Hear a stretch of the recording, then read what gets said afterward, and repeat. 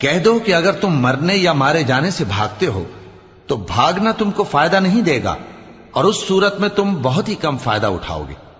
कह दो कि अगर अल्लाह तुम्हारे साथ बुराई का इरादा करे तो कौन तुमको उससे बचा सकता है, या अगर तुम पर मेहरबानी करना चाहे तो कौन उसको हटा सकता है।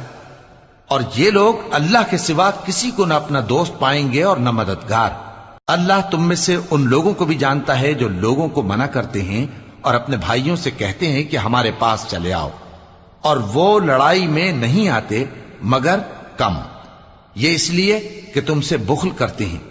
फिर जब डर का वक्त आए तो तुम उनको देखो कि तुम्हारी तरफ देख रहे हैं और उनकी आंखें उसी तरह फिर रही हैं जैसे किसी को मौत से गशी आ रही हो।